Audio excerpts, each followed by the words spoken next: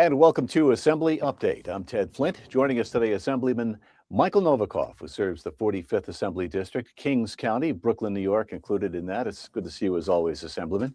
Good to see you, Ted. We're going to focus on first part of the show. Most of the show will focus on the New York City's budget. The mayor, I should say, has proposed a whopping $127 billion spending proposal. He says he's going to raise property taxes to the tune of 9.5%. What do you make of his plan? It's a disaster. It's a disaster, and that I have no idea how our new mayor, Zohran Mamdani, will make rents more affordable by raising property taxes, because one contradicts another. The landlords are not going to just eat it up. They will add to the rents, which are already pretty insane. And that's what's going to happen. I mean, we will see a 10% hike in rents. So I don't know if it's the mayor or his advisors, but something is not like. I mean, it's obvious to I think even to a school student that this math doesn't work. So I do not understand how you can tax at the same time and make tax properties at the same time and make rents more affordable. Maybe he has some kind of a long-term plan, but as of today, I don't see the any sense in it. Yeah. Well, you're going to squeeze the landlords and the property owners, which is probably what he wants to do anyway. And as you mentioned, the rent stabilization folks aren't going to be happy.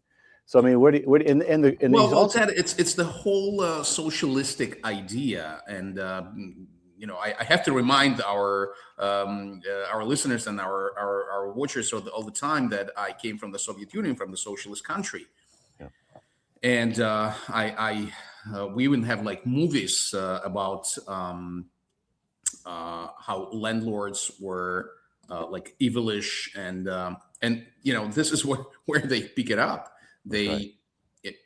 Today's kids, and it's very strange to hear that they're saying no. I would never be a landlord because landlord is an evil. Landlord is something who rents you the property you can live in. He maintains this property. He's paying tax for this property, right? I mean, listen, not every landlord is a good guy. We totally understand that. We know that, especially in New York City. There are a lot of bad apples, unfortunately. But taxing them extra 10% wouldn't make the situation better in terms of rents. Also, there are so many middle class families that just barely making their ends meet, and for them 10% taxation would be a real disaster. Is it going to make our schools better? Like, let's say for example, like in New Jersey, people pay more taxes, but public schools are fantastic. Is it going to make our schools better? I don't believe so. I don't think so. Right. So what is this? What does he needs this money for? Free buses, government food stores, money for supporting the migrants, right? Because he requested over $1 billion for migrant support. That's right. So where's the affordability for New Yorkers? Where's the affordability for people who worked here, who lived here all their lives? I don't see that in his proposal. You mentioned the money for migrants. He's calling for $1.2 billion additional money for migrants, and $11 billion higher than the current year's spending plan, which at $127 billion. Now, when I was first at the Assembly, Governor Spitzer's budget was just under $121 billion. So this budget is higher than the state's budget was 15 years ago. It's larger than some small countries. And it's larger than close to Florida state budget, which is I think 135, if I'm not mistaken. Wow. Which has a few million more people living in the state of Florida than state of New York. I'm comparing states now, not cities. So it's just it's not going to work. I mean, we all know what's going to happen. Yeah. People will start living the state, not just wealthy people, but middle class, because they're fed up with that. They're tired of that, and I understand them. And we will have less and less money each year. I don't get it. I just don't get it. The math doesn't work here. Kevin O'Leary says the budget will lead, if it's adopted as is, will lead to an inevitable exodus from the Empire State and will earn Mamdani Real Estate Agent of the Year award. Yeah. So many people will be leaving the state.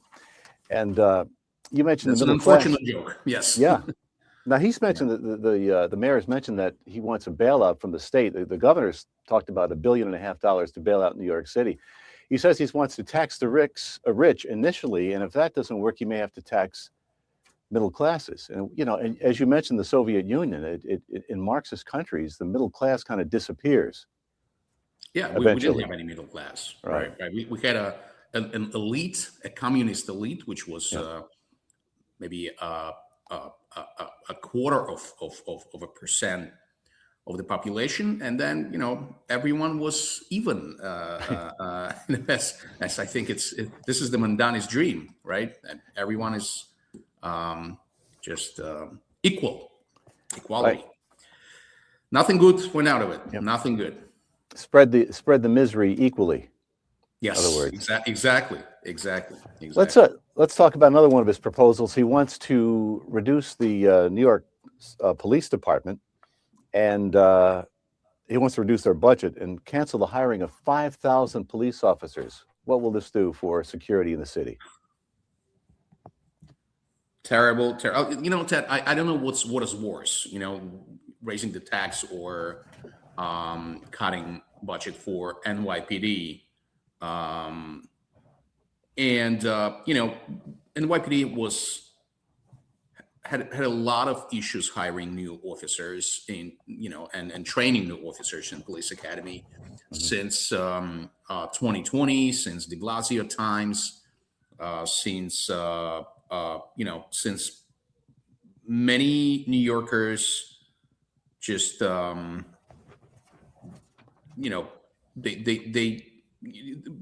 it just changed in 2020 during the BLM. I'll be honest with you.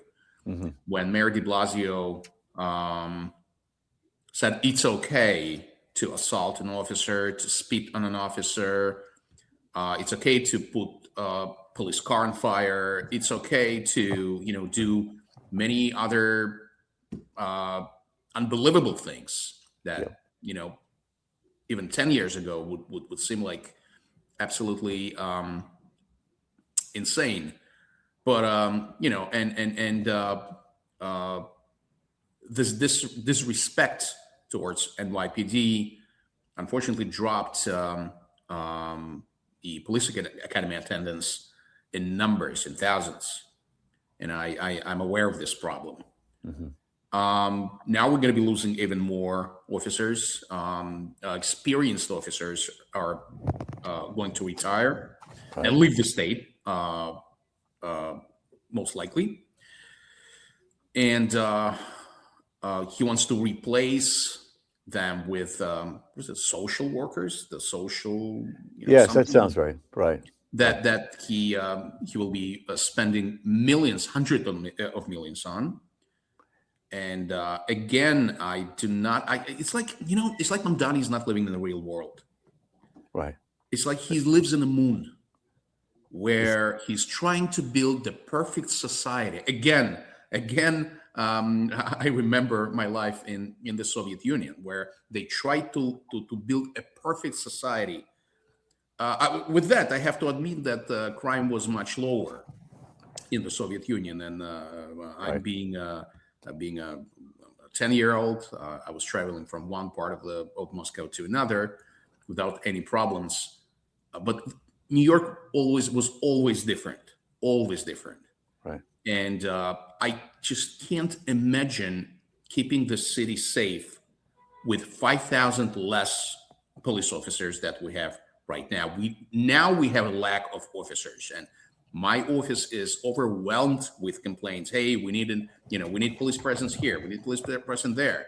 Why police does not react on this or that? Like quality of life issues. Forget it. Right. There's no quality of life in New York City anymore. So how he will with that? I'm thankful to Commissioner Tisch for creating quality of life issues unit in every precinct. It helps a bit, but again, if we will have less officers, how that will address quality of life issues and less crime and that all of that just doesn't make any sense. Our